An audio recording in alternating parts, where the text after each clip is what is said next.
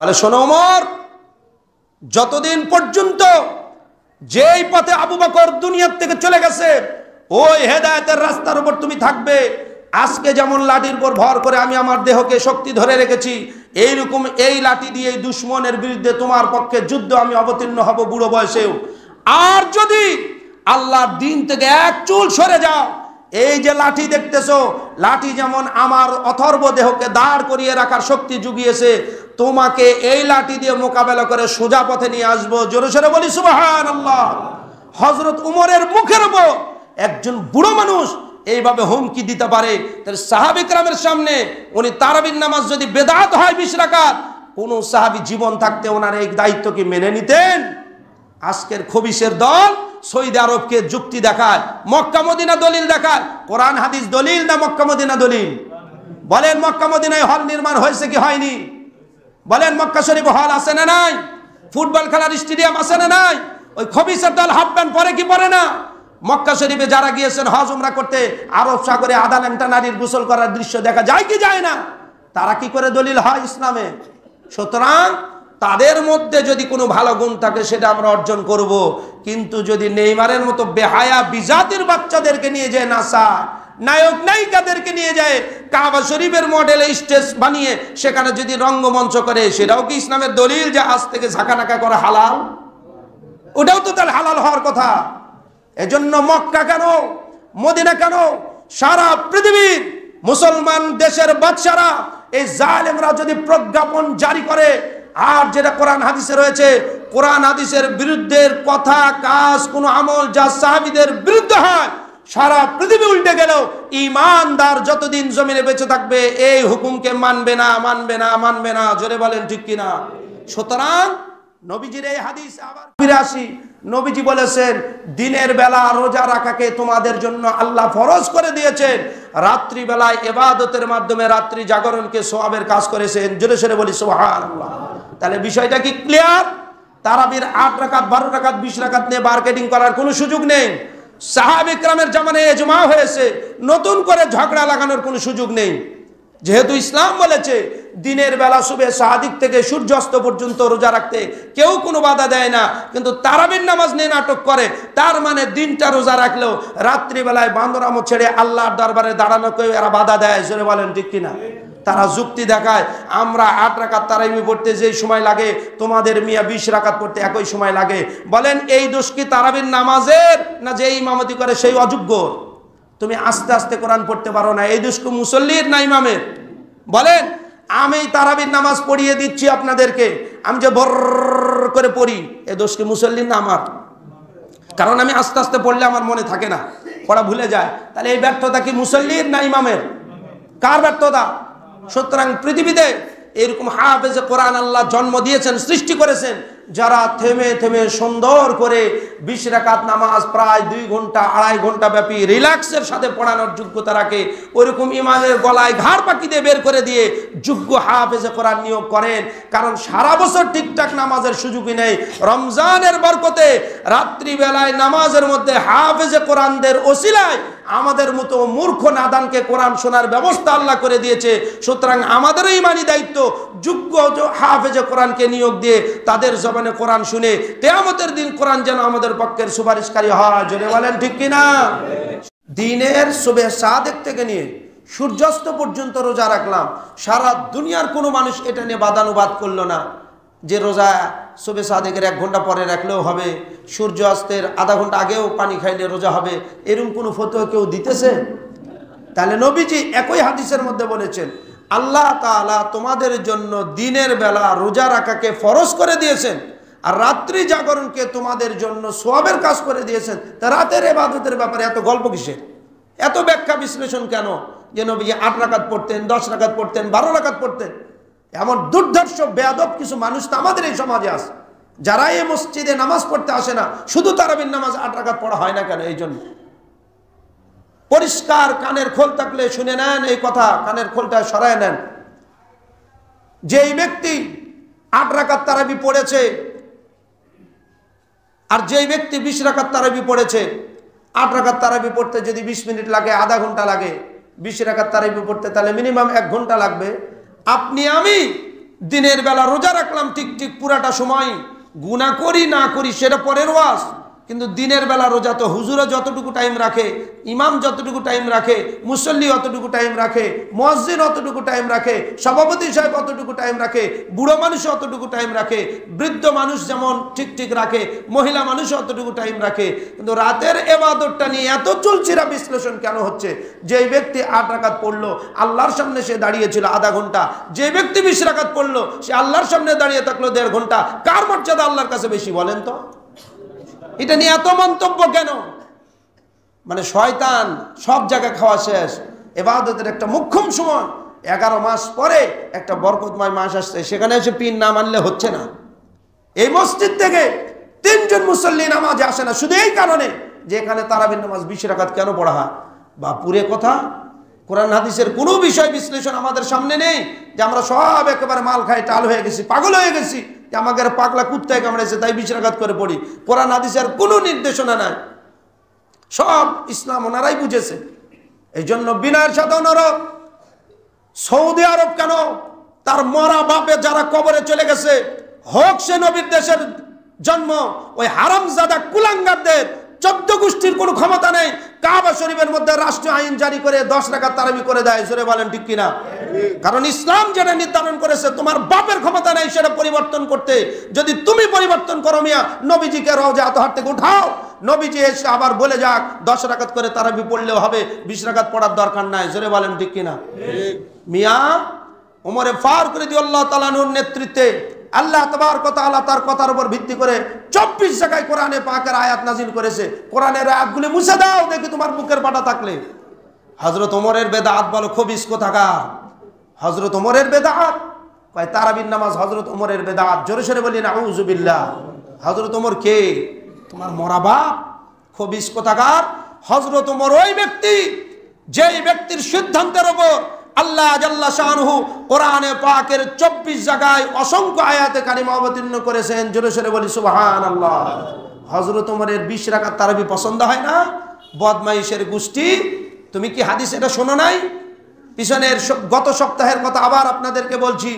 নবীজি দুনিয়াতে বেঁচে থাকার পরে কতদিন বয়সে, কত বছর বয়সে নবুয়ত লাভ করেছিলেন? বলুন সবাই। 40 বছর বয়সে। কত বছর? তাহলে 40 বছর বয়সে নবুয়ত লাভ করলেন। মক্কায় অবস্থান করেছেন 13 বছর, তাহলে 40-এর সাথে 13 যোগ করলে কত থাকে? সবাই বলুন। 53 বছর। নবীজি 53 বছর বয়সে আল্লাহর ইশারায় মক্কা ছেড়ে মদিনায় হিজরত করেছেন। এটা কি সত্য না মিথ্যা? তাহলে মক্কা ছেড়ে মদিনায় চলে গেলেন। মদিনা যাওয়ার 1 বছর পরে দ্বিতীয় হিজরিতে রোজা ফরজ হলো। নবীজি দুনিয়ার থেকে চলে গেছেন 63 বছর বয়সে। তাহলে যেই ব্যক্তির উপর রোজার বিধান আসলো 55 বছর বয়সে, 63 বছর পর্যন্ত মাত্র 9 বছর রোজা রাখার সুযোগ পেয়েছে। জোরে বলেন ঠিক কিনা? হযরত আবু বকর সিদ্দিক রাদিয়াল্লাহু তাআলা আনহু নবীজির 1 বছর বয়সে ছোট বড়। নবীজির বয়স যখন 40, আবু বকর সিদ্দিক রাদিয়াল্লাহু আনহুর বয়স তখন 39। তাহলে নবীজি যদি রমজান মাস পেয়ে থাকেন বছরের একটা করে মাস হিসাবে 9 বছরে 9টি, আবু বকর রাদিয়াল্লাহু আনহু পেয়েছেন 10টি, যেহেতু 1 বছরের ছোট বড়। মৃত্যু হয়েছে 63 বছর বয়সে। কিন্তু হযরত ওমর রাদিয়াল্লাহু তাআলা আনহু মুসলমান হয়েছেন 26 বছর বয়সে। তাহলে 26 থেকে 40 কয় বছর বেশি? এই 14 আর আগের 10 কত হয়? তাহলে এতটা বছর ধরে যিনি রোজা পেয়েছেন, উনি সাহাবীদের মধ্যে বিভিন্ন দেশে দেশে বিশৃঙ্খলা হযরত আবু বকর রাদিয়াল্লাহু আনহু বেশি দেখেছেন না হযরত ওমর রাদিয়াল্লাহু আনহু বেশি দেখছেন? কারণ দুনিয়ার থেকে নবীজি চলে যাওয়ার পর যত রকমের উল্টা পাল্টা ফাজলামো কাজ কম হচ্ছে না বেশি হচ্ছে? নবীর জামানায় এগুলি কম হতো না বেশি হতো? সাহাবে کرام, ওই ব্যক্তি যেই ব্যক্তির ব্যাপারে এসেছে হাদিস, হযরত আবু বকর সিদ্দিক রাদিয়াল্লাহু তাআলা আনহু, ইসলামের ইতিহাসে রিদ্দার যুদ্ধ নামে যে যুদ্ধ রয়েছে, নবীজি দুনিয়ার থেকে চলে যাওয়ার পর 3 দিন সময় লেগেছে, 3.5 দিন পর নবীজি দাফন হয়েছে। এটা বিশ্ব নবীজির একটা মুআজিজা। নবীজি দুনিয়াতে বেঁচে থাকা অবস্থায় যেমন শরীর মুবারক পুত পবিত্র ছিল, নবীজির দেহ মুবারক থেকে রূহ আল্লাহ নিয়ে গেল।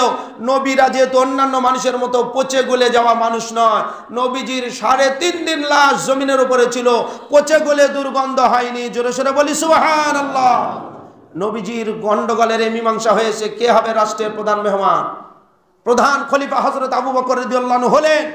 আবু বকর সিদ্দিক রাদিয়াল্লাহু আনহু মুসলমানদের খেলাফতের মসনদে বসার পর যারা শুনে শুনে মুসলমান হয়েছিল, বিভিন্ন মুনাফিকের গোষ্ঠী মারের ঠেলায়, ভয়ের ঠেলায় নবীজি প্রত্যেক দেশ থেকে সাহাবা কিরাম যুদ্ধে গেলেই জয়লাভ করে।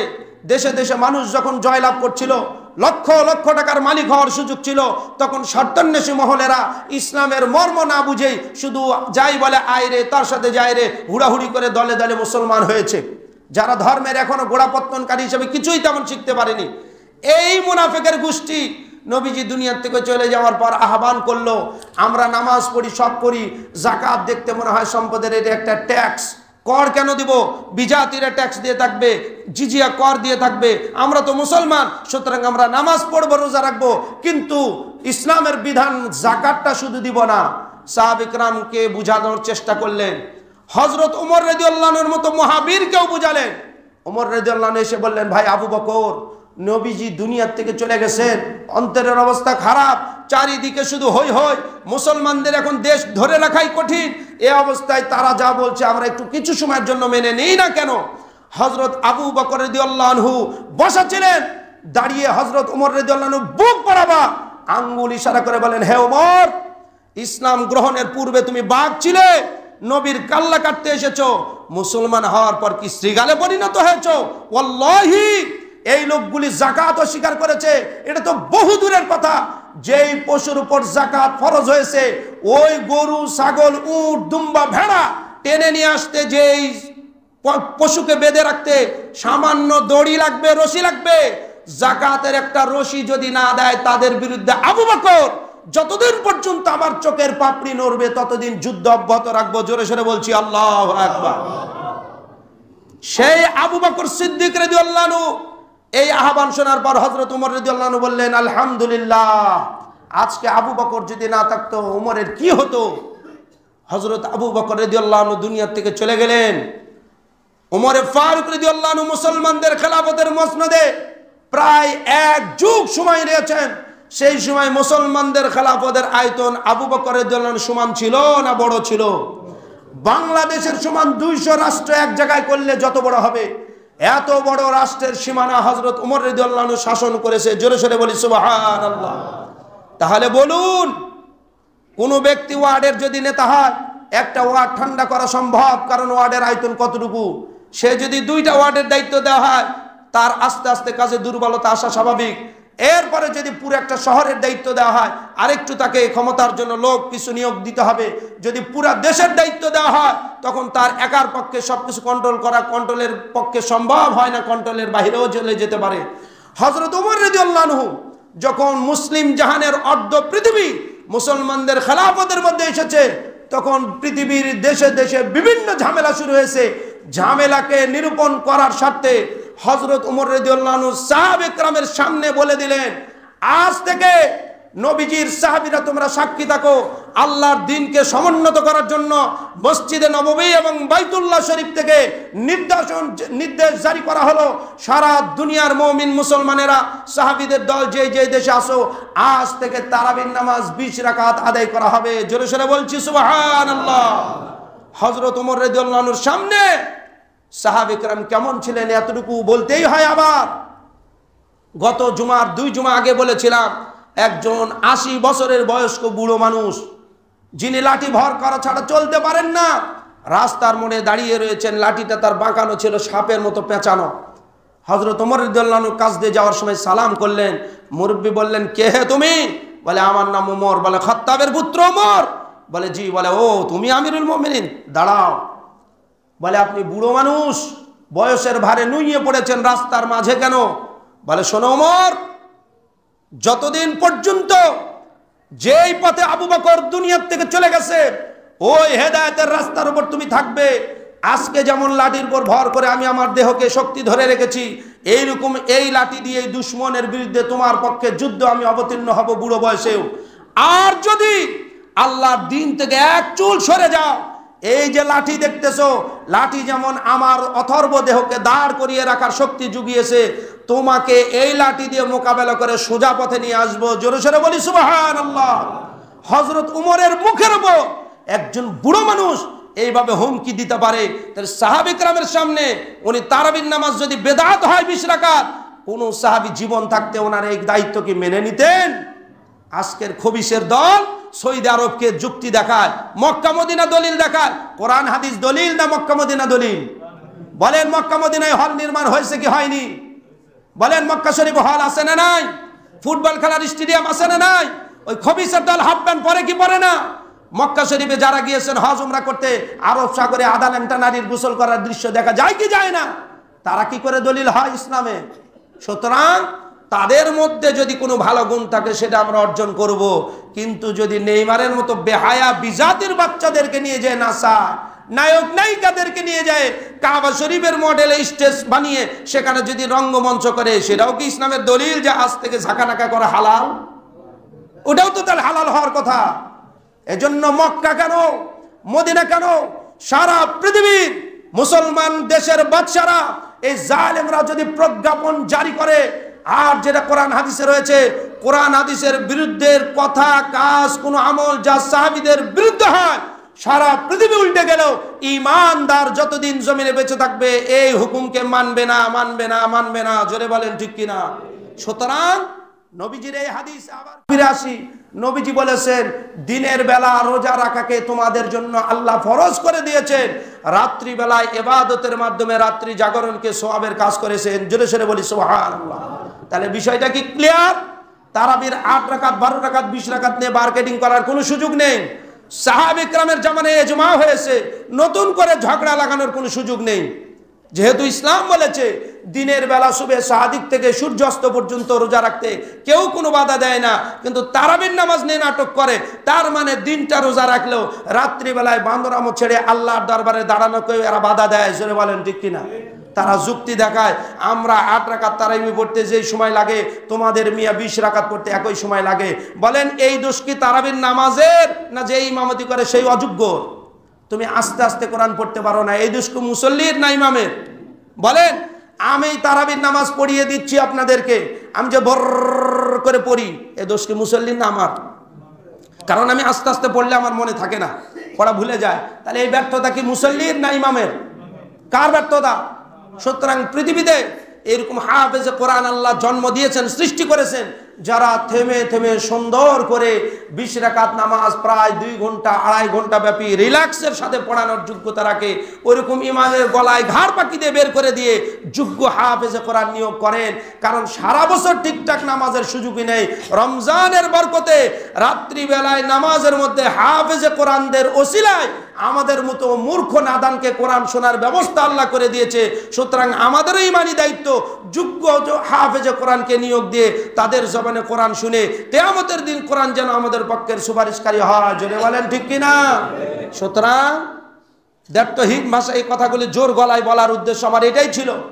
পৃথিবীর দেশে দেশে যেন নতুন ফিতনা মাথা চাড়া দিয়ে উঠতেছে, মক্কা মদিনা থেকেই যেন আবার ফিতনা মাথা দিয়ে উঠতেছে। এই হারামজাদার গোষ্ঠী দুনিয়ার স্বার্থ পাওয়ার জন্য, বিজাতিদেরকে খুশি করার জন্য ইসলামের বিধিবিধানকে তারা তোয়াক্কা করছে না। তারা মক্কার মধ্যে এমনও যোগ্য আলেমে রব্বানি হাফেজ হক্কানি বুজুর্গানে দিনদের অন্তর্ভুক্ত সুন্নতের অনুসারী আল্লাহ ওয়ালাদেরকে বছরের পর বছর, শেখ হাসিনা তো শুধু বাংলাদেশের মুসলিমও কিছু দলীয় লোকজনকে জেল খাটিয়েছে, কিন্তু ওই কুলাঙ্গারের বাচ্চারা এর চাইতে বড় বড় জালেম আল্লাহর কাবা ঘর থাকার কারণে শয়তানদের উপর গজব আসতেছে না। জোরে বলেন ঠিক কিনা? সুতরাং ওদেরকে দেখে আমাদের চললে হবে না। কোরআন সুন্নাহ কি রয়েছে, কি বলেছে সাহাবী কিরামের শিক্ষাকে, ওটাই আমার জীবনে বাস্তবায়ন করতে হবে।